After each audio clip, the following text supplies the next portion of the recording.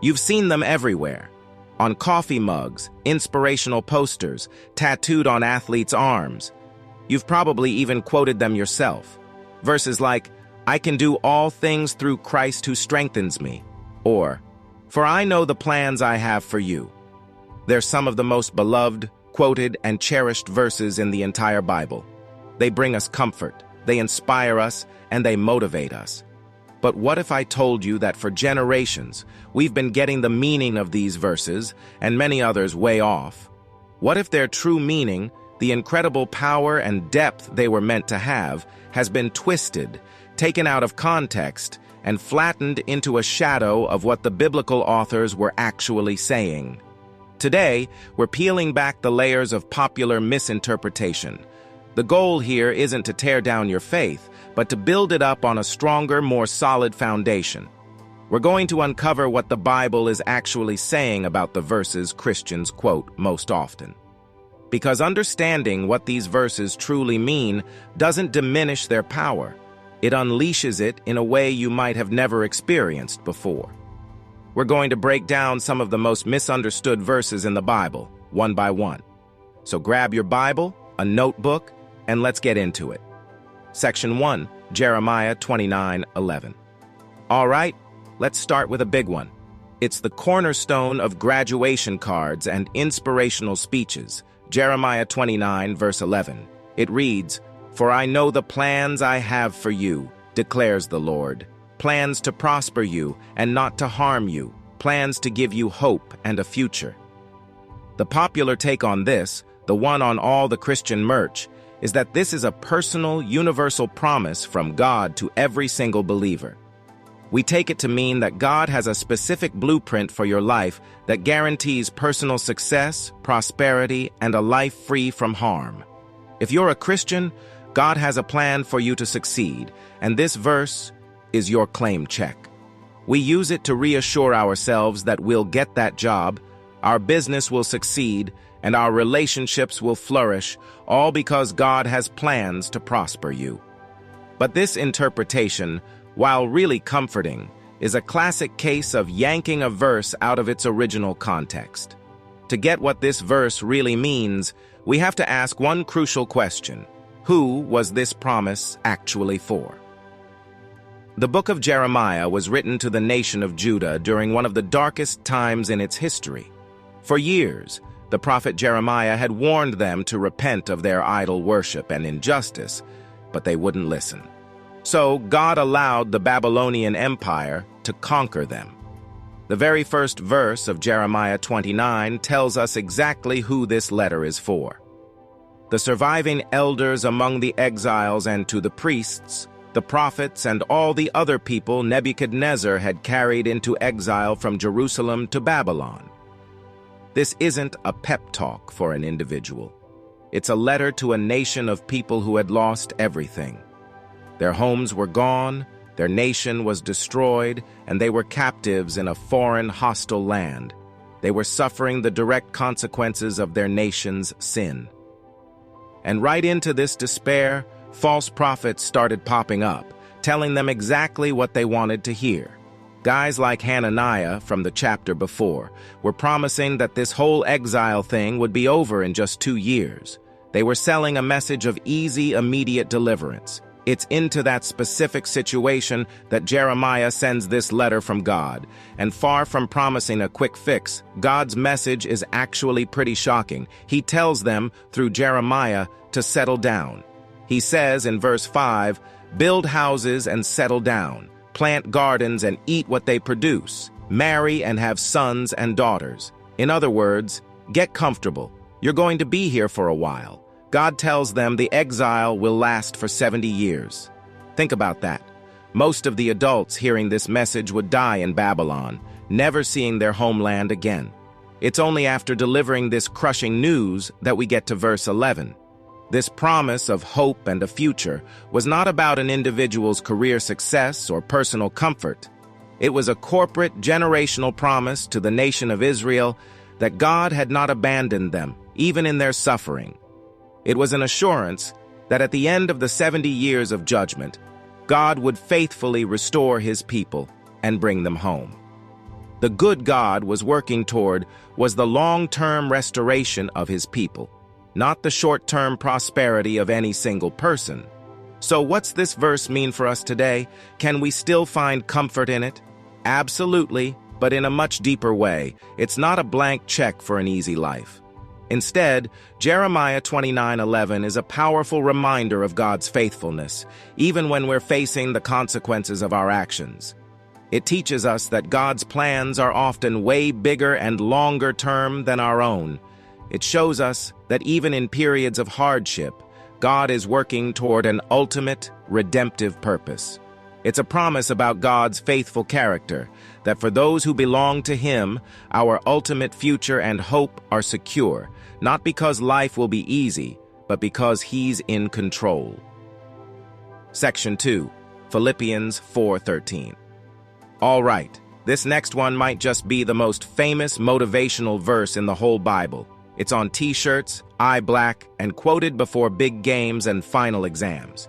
It is, of course, Philippians 4, verse 13. I can do all things through Christ who strengthens me. The popular understanding treats this verse like a spiritual superpower.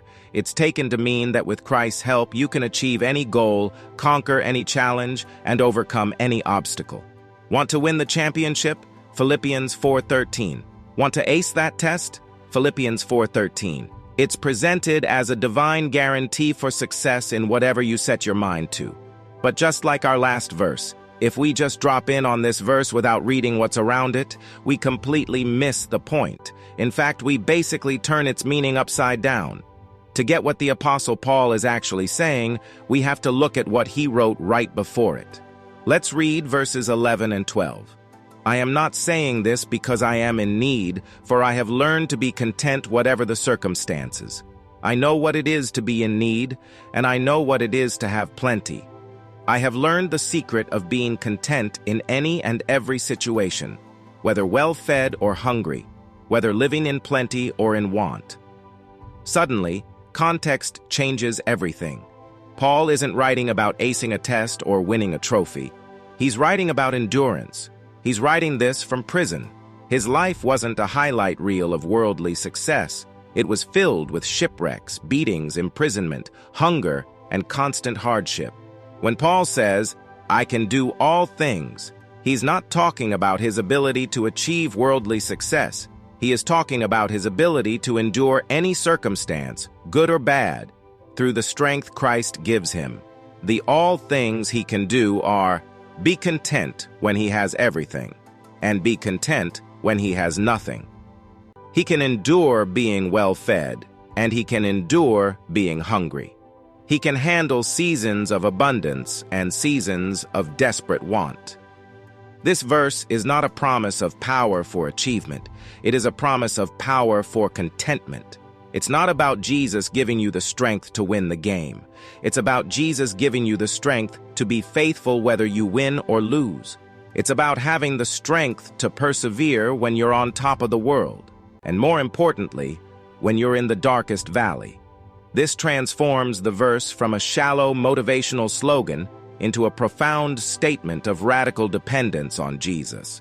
It's not about our power to conquer the world. It's about Christ's power to sustain us through the world. The strength Paul is talking about wasn't the power to change his circumstances, but the power to be faithful within them. So for us, Philippians 4:13 isn't a blank check to claim victory in all our personal goals. It is a deep, anchoring promise that no matter what we face, sickness, financial hardship, failure, loss, Christ's strength is enough to help us endure with faith and contentment. It's a reminder that our strength doesn't come from our own grit, but from a Savior who empowers us to be faithful in both the palace and the prison. Section 3, Matthew 7:1. Our next verse is one you've definitely heard, and you've probably heard it used to shut down a conversation. It's short, punchy, and often weaponized. It's Matthew 7, verse 1. Judge not that you be not judged. The overwhelmingly popular take is that this verse forbids us from making any moral assessment of anyone, ever. It's often quoted to mean, you have no right to tell me what I'm doing is wrong. It's used to deflect any kind of criticism, correction, or accountability.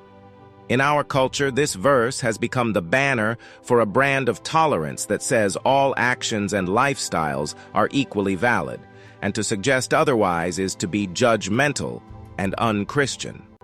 The problem with this interpretation is that Jesus himself contradicts it just a few verses later in the exact same sermon.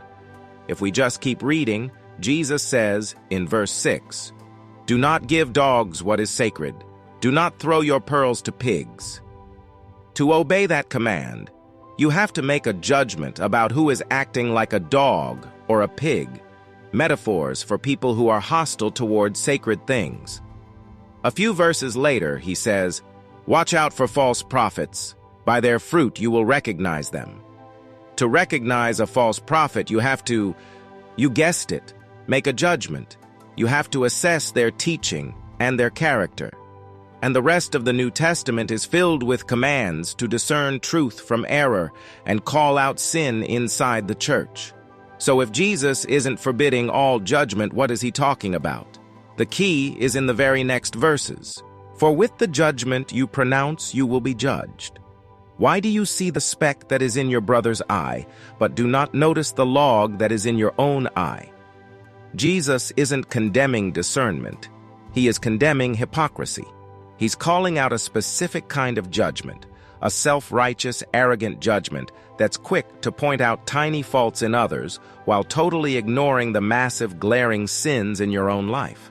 The person with a log in their eye is in no position to perform delicate surgery on the speck in their brother's eye. Their vision is blocked by their own junk.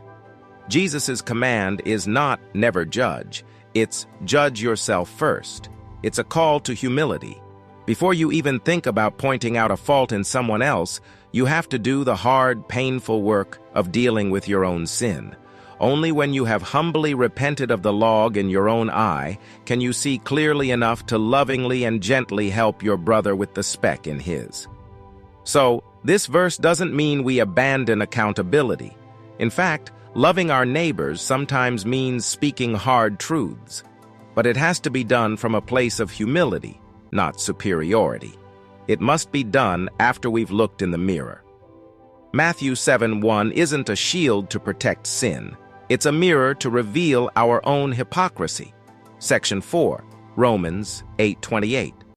Next up, a verse that's often the first thing Christians say to comfort someone who's suffering. It's meant to be a balm for a hurting soul, but when it's misunderstood, it can feel dismissive. It's Romans 8, verse 28. "And we know that in all things God works for the good of those who love him, who have been called according to his purpose." The common misinterpretation is that this verse is a simple promise that everything will turn out okay in the end. That if you're a Christian, your financial problems, your health crisis, your broken relationship, it will all resolve in a positive way here on earth. The good is understood to mean a good earthly outcome. But for someone in the depths of grief or pain, hearing "don't worry, this is for your good," can feel incredibly hollow and hurtful. Is a parent who just lost a child supposed to believe that tragedy is good? To get the profound truth of this verse, we have to see what good Paul is actually talking about. Luckily, he defines it for us in the very next verse. Look at Romans 8:29. "For those God foreknew, he also predestined to be conformed to the image of his Son." There it is. The ultimate good that God is working for in a believer's life is not our immediate comfort or happiness. The ultimate good is our sanctification, the process of being made to look more and more like Jesus. And the final destination of that good is our glorification, when we'll be with him forever. This changes everything. It means God can and will use all things, including the painful, tragic, and awful things, to shape our character and make us more like Jesus. Paul is not saying that evil things are good. He's saying that God is so sovereign that he can take the worst things imaginable and redeem them for his ultimate purpose in our lives. The story of Joseph in the Old Testament is a perfect picture of this. His brothers sold him into slavery, he was falsely accused, and he was thrown in prison. He endured decades of injustice. Yet at the end of it all, when he confronts his brothers, he says in Genesis 50:20, "You intended to harm me, but God intended it for good." Romans 8:28 is not a promise that life will be easy or that every story will have a happy earthly ending. It's a much deeper, more powerful promise that in the hands of our God, nothing is wasted. He is always at work, weaving every thread of our lives, the bright and the dark, into a final masterpiece that is for our greatest good, becoming more like Christ. It's a promise that our suffering is never meaningless. Section 5, Matthew 18:20. Okay, what about the go-to verse for every small group and prayer meeting? It's often used to kick things off or as an encouragement when not many people show up. It is Matthew 18, verse 20. "For where 2 or 3 are gathered in my name, there am I among them." The popular idea is simple. Jesus makes a special promise about his presence. When believers get together, even in a tiny group, Jesus shows up in a unique way. It's used to validate small gatherings, as if the power of prayer is amplified by having more people. A pastor might say, "There are only a few of us here tonight, but we know Jesus is here with us." While it's absolutely true that God is present with his people, that's not the specific point Jesus is making here. Taking this verse as a general promise for prayer meetings completely rips it away from its very serious and specific context. To see the real meaning, we have to look at the whole section, starting back at verse 15.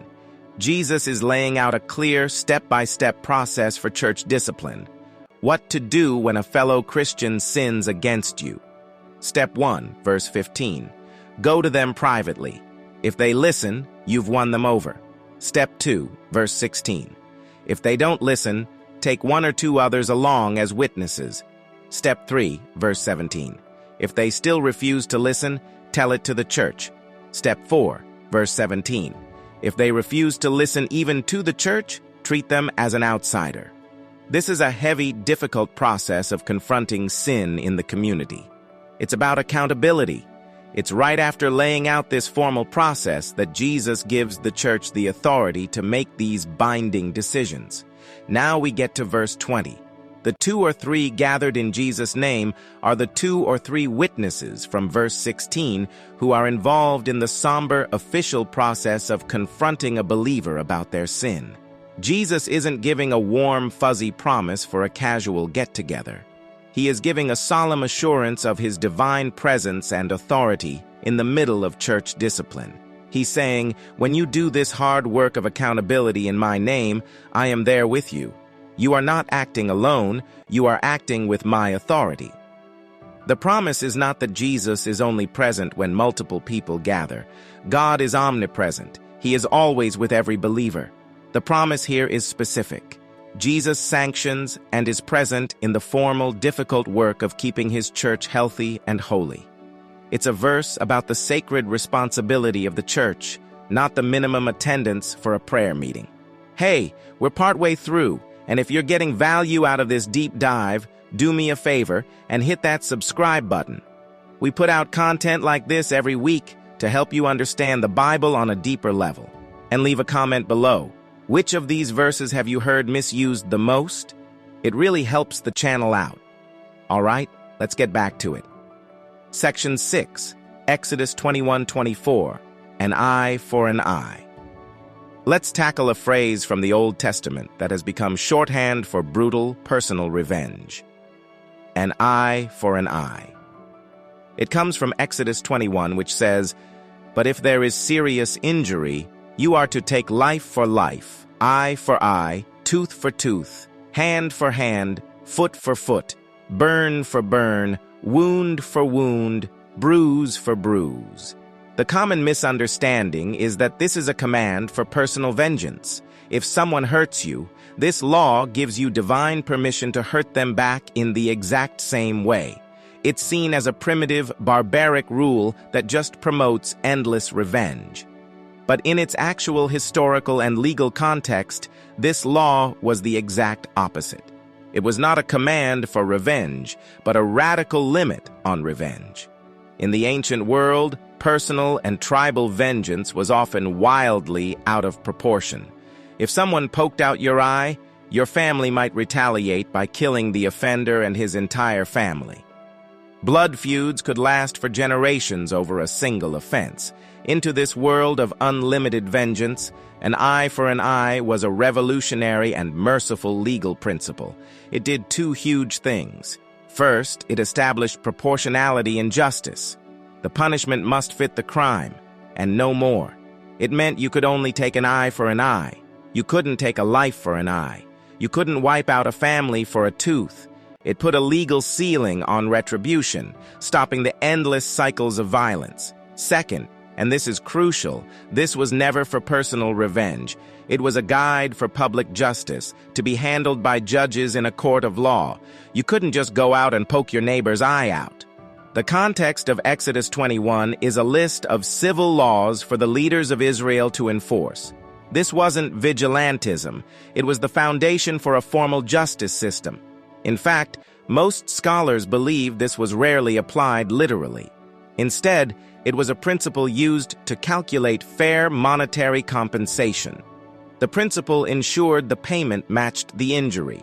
Jesus actually addresses this law in Matthew 5. He says, "You have heard that it was said, 'An eye for an eye,' but I tell you, do not resist an evil person." Jesus wasn't canceling the civil law. He was correcting people who had twisted a principle of public justice into an excuse for personal revenge, which Jesus absolutely forbids. So, far from being a call to barbaric revenge, an eye for an eye was a revolutionary legal concept that limited violence and established proportional justice. It was designed to end blood feuds, not start them. Section 7, Proverbs 22:6. This next verse is one that brings both great hope and, for many parents, great pain and guilt. It's a cornerstone of Christian parenting advice from Proverbs 22, verse 6. Train up a child in the way he should go. Even when he is old, he will not depart from it. The common interpretation is that this is an ironclad guarantee from God. If you parent correctly, take your kids to church, teach them the Bible, pray with them, God promises your children will grow up to be faithful believers and will never permanently leave the faith. This interpretation puts crushing pressure on parents. It implies that if a child grows up and walks away from God, it must be the parent's fault. They failed. This verse is then used, often unintentionally, to heap guilt on heartbroken parents who did their very best, but whose adult children chose a different path. To get this verse right, we have to understand what the book of Proverbs is. Proverbs is not a book of absolute promises. It's a book of wisdom literature, filled with principles and probabilities. Proverbs are wise sayings that describe the way life generally works. For example, Proverbs 10:4 says, "Lazy hands make for poverty, but diligent hands bring wealth." Is that generally true? Of course. Does it mean every hard-working person is rich and every poor person is lazy? Not at all. It's a principle, not a promise. Proverbs 22:6 is the same. It's a principle of wisdom, not a contractual guarantee.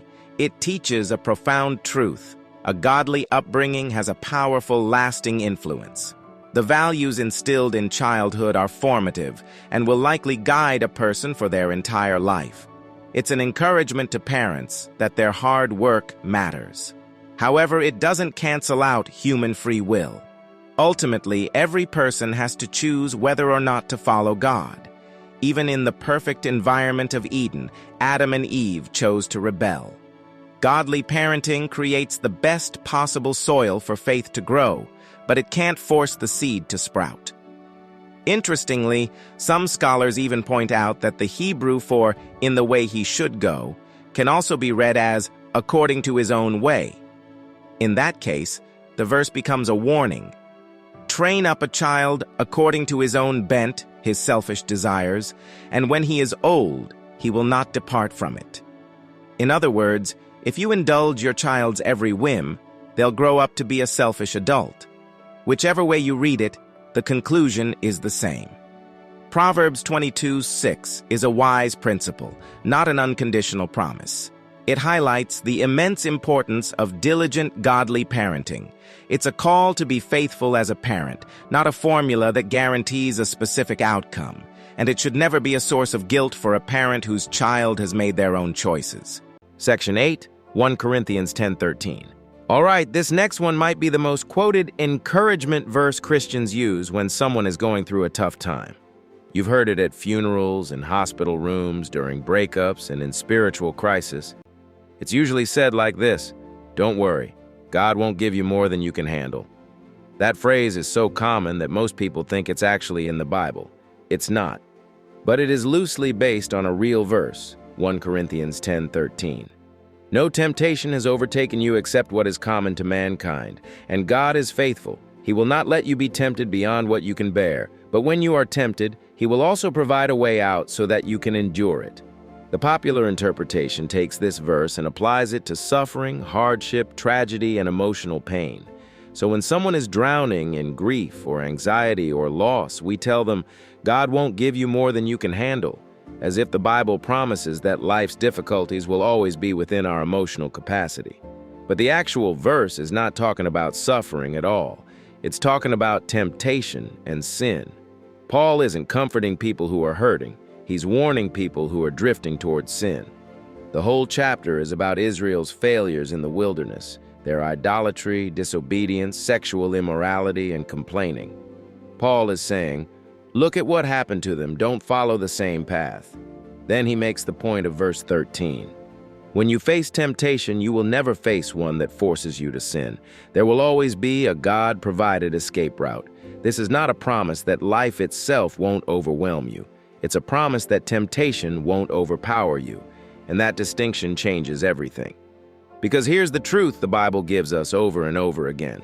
Yes, life will give you more than you can handle. Paul himself says in 2 Corinthians 1:8 that his suffering was so severe he despaired of life itself. He was beyond what he could handle, but he wasn't beyond what God could handle. The lie behind the misquote is this: you have the strength within yourself to handle everything life throws at you. But that's not Christian at all, that's self-help. The gospel says the opposite. You will face things you cannot handle, but God is faithful and He will carry you. 1 Corinthians 10:13 is not a pep talk about inner strength. It's a warning and a reassurance. When temptation comes, you are never trapped. You never have to sin. God always provides a door out. So how does this help us today? It frees us from the crushing expectation that we have to be strong enough to handle every tragedy.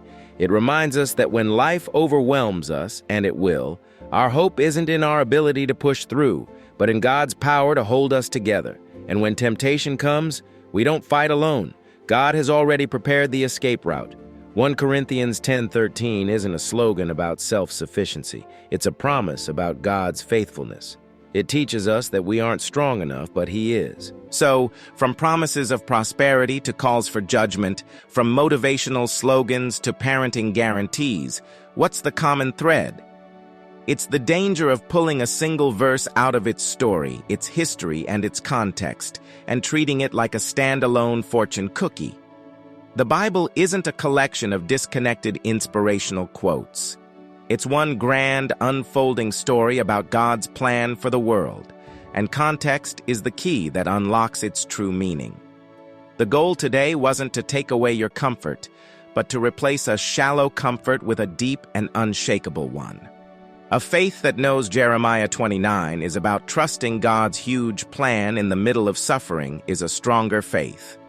A faith that knows Philippians 4:13 isn't about winning, but about God's strength to endure when you lose, is a more resilient faith.